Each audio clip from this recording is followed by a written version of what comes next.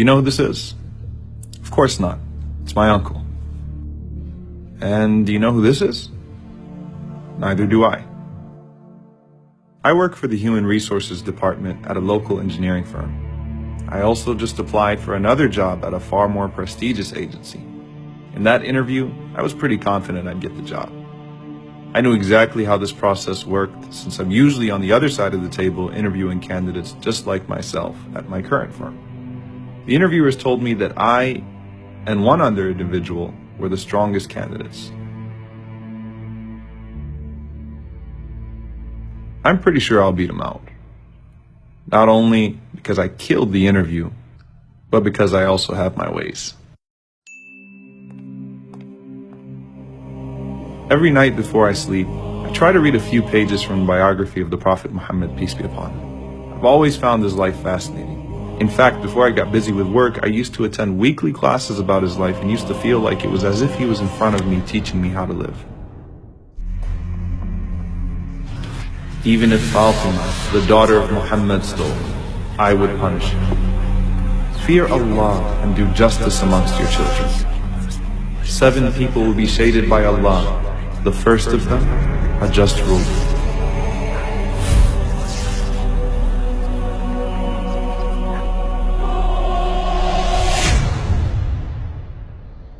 Now I remember him. He was the guy that applied for a job at my firm last year.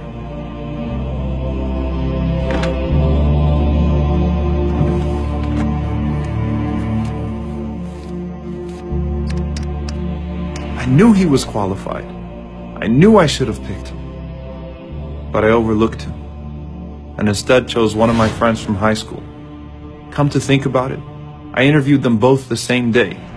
My friend was clearly less qualified, but I nominated him to the executive committee, and he was employed.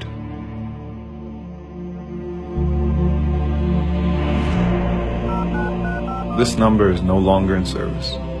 How am I supposed to reach this guy? I hope he still has the same address. Oh Allah, help me find him. Oh Allah, I beg you to forgive me for being unfair. I've never realized how difficult this would be until I was in a similar position, waiting to hear back.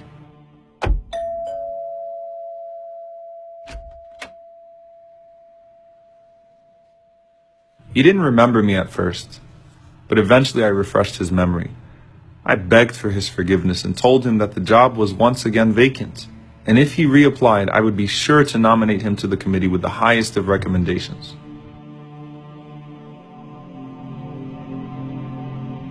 After a moment of silence, he said, I have to ask, why now? What suddenly awaked your conscience? Muhammad, the Prophet of God. We need to read about his life and challenge our own vices with his principles, to read about his sense of justice, to read about how when Usama bin Zayd came to intercede on behalf of a powerful woman, he responded by saying that even if his own beloved daughter Fatima stole, he would treat her no different.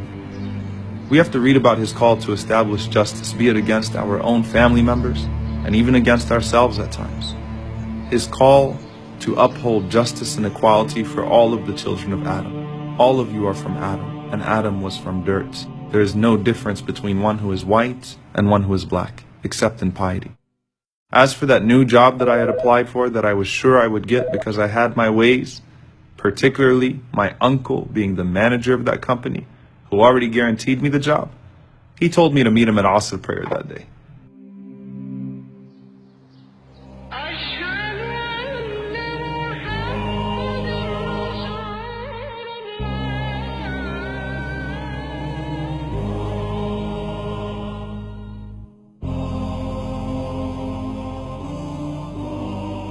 I was shocked, disappointed, and staggered.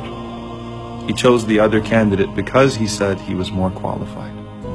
He explained to me how difficult it was for him to overlook me even though I was his own nephew, but he felt he had to be fair. As disappointed as I was, I told him I was proud of him. And I was.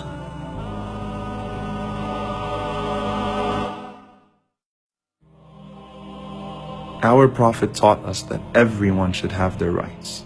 and that everyone should be given a fair opportunity to succeed in this life and the hereafter. Rasulullah, you never wronged anyone or allowed anyone to be wronged in your presence. Allahumma inni a'udhu bika an adilla aw udal, aw azilla aw uzal, aw adlima aw udlam, aw ajhala aw yujhala alay.